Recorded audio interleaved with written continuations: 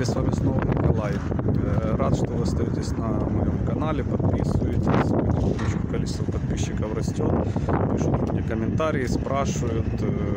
Спасибо, что помогаете развивать нашему каналу. Сегодня я записал чуть раньше видео и хочу рассказать, это тоже как часть нашего бизнеса. Мы возим как молотку курей, также возим и курей, как некоторые называют их бэушные, но это ни в коем случае не отбраковка, это просто птица, вот, например, и на сегодня там 550 дней, да, и на фабрике падает яйценоскость, возрастает, соответственно, себестоимость яйца.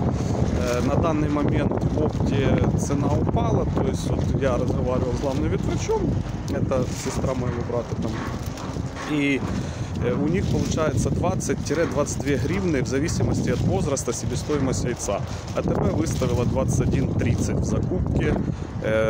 И плюс, сейчас будет пост, потом как бы тяжело продать птицу старую, уже начинают многие фабрики продавать после Пасхи. Поэтому они продают всегда вот чуть-чуть раньше, в феврале, пока есть более-менее цена и на нее. И как бы люди охотнее покупают. И цена на яйцо чуть выше. Для людей, я имею в виду, населения.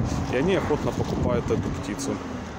И сейчас хочу там провести некоторые просчеты, то есть, не просчеты, там они 3 дня, 4 пожили у нас, я завез специально больше, то есть заказ был там на 150 голов, и 95 я еще как бы взял в нагрузку, то есть помещение есть, позволяет, там, себе тоже 20 голов, 75 штук продать, и там свои 10. Сейчас я просто на улице прохладно, зайду в свою комнатку и там расскажу уже вам про этих самых курей и что у нас получилось там за первых там 3-4 дня, какие показатели, и соответственно они дальше, эти показатели, будут падать, как бы не очень, и чтобы вы понимали, что это такое и что можно ожидать от такой птицы. Приехали фабричные куры.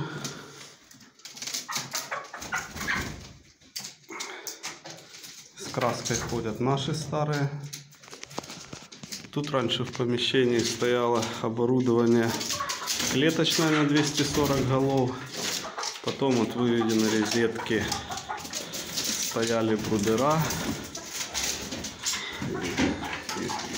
И тут стояло 3-4 секции по 3-12 брудеров. Некоторые сами выпрыгивают, на волю хотят.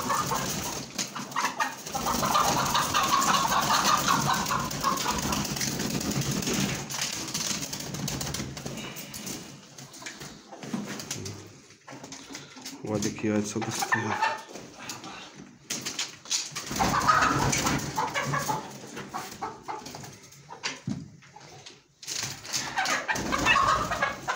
Сбились все в кучу.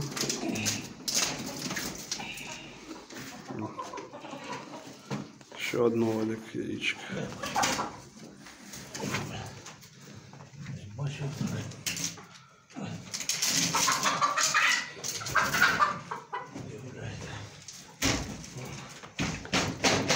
Если взять 35 яиц по цене даже по 3 гривны штучка, это будет у нас 90-105.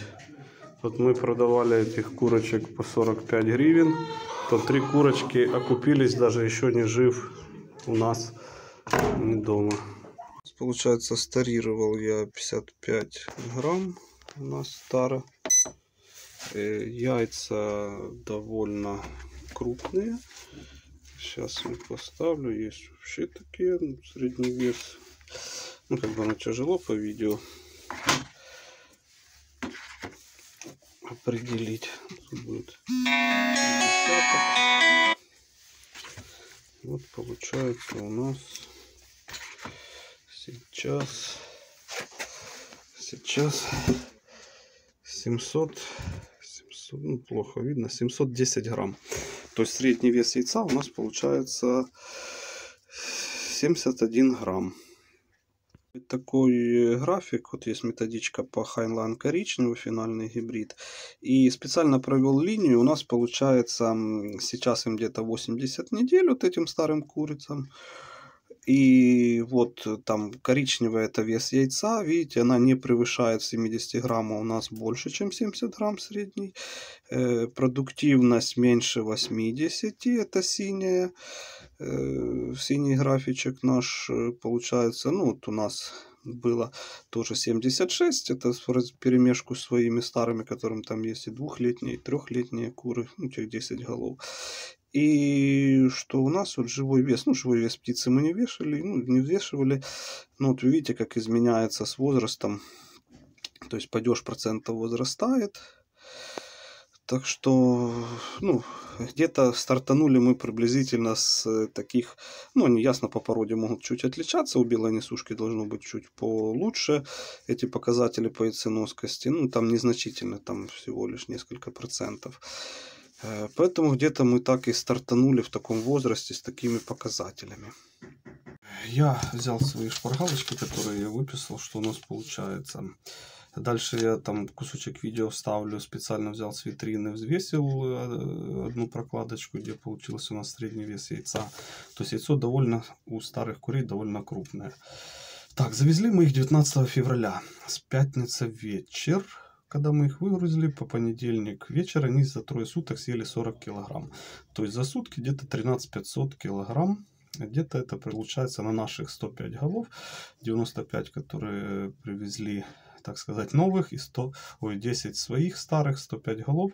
В среднем это получается 130 грамм, там чуть меньше, но я округляю в большую сторону, 130 грамм на голову. Мы используем сейчас для своих гранулированный корм, мать там занимается, поэтому ей больше нравится гранулированные, они даже если что-то выгребают, они потом его рядом с кормушкой склевывают, когда в кормушке заканчивается. Мешок корма на данный момент стоит 454 гривны 40 килограмм. Это наше производство, 11,35 гривен за килограмм.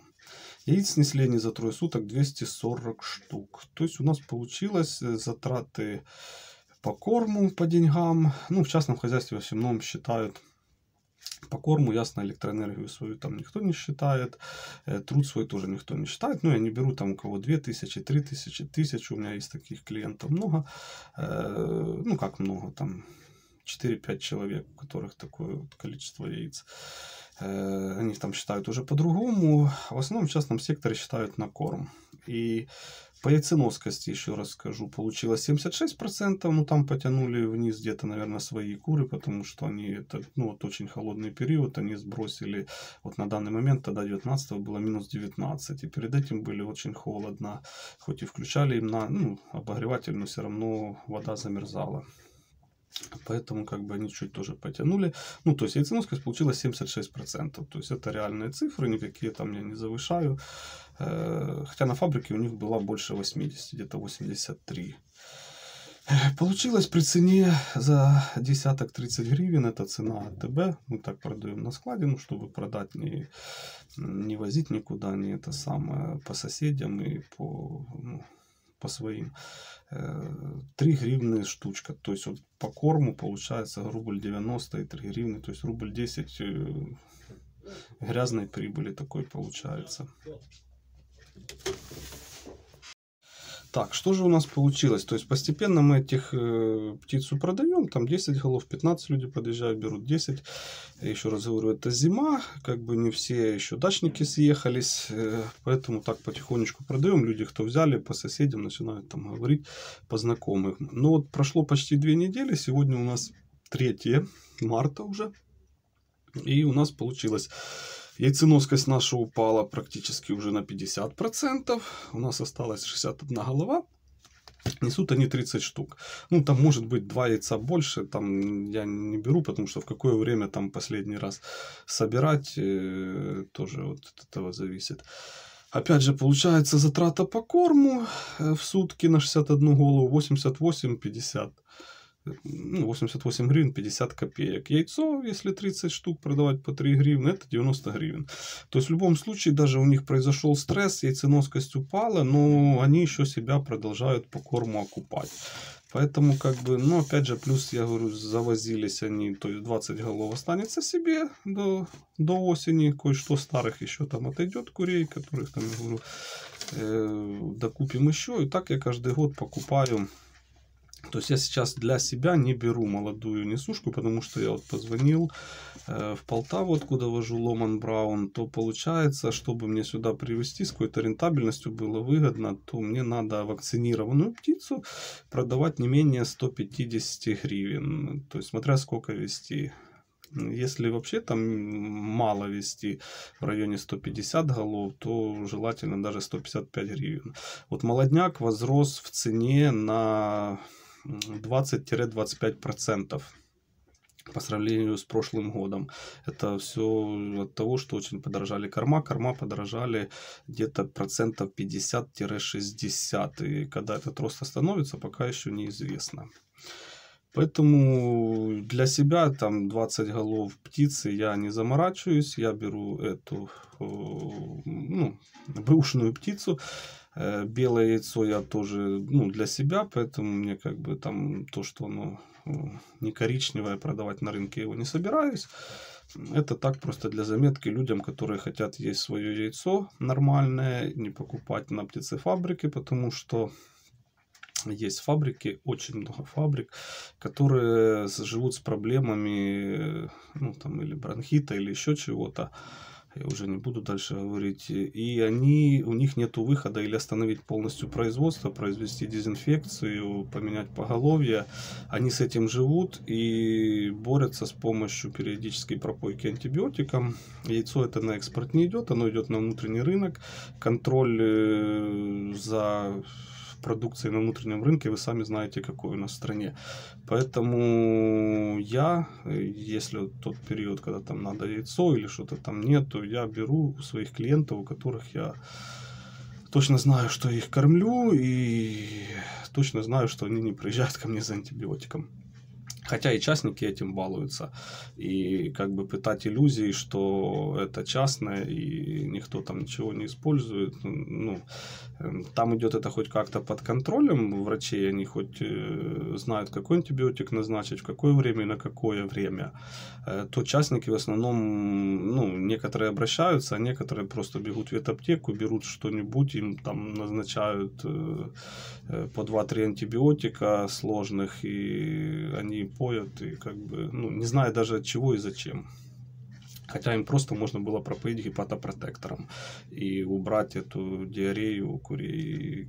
Или у меня тоже есть люди, которые там, может быть, они не хотели сделать хуже, но вот попался им отход семечки, который просто там фермер перевеял и хотел выкинуть. Они его вместо там той же шелухи или опилок подстилают для курей. А там опять же амброзия, прелая семечка, они все равно там начинают клевать, начинают гребтись, и много и потом у них начинается понос, падеж, расклев и т.д. и т.п. Поэтому как бы тут, я что хочу сказать, то есть когда ты выращиваешь сам, ты знаешь, что ты выращиваешь, чем ты кормишь. Опять же, если есть у кого проконсультироваться правильно, то проконсультируйтесь, где можно сэкономить, где лучше не экономить. Оставайтесь на нашем канале. С вами Николай. Всегда отвечу на ваши вопросы. Спасибо. Подписывайтесь, делитесь видео. Ставьте лайки, дизлайки. Спасибо.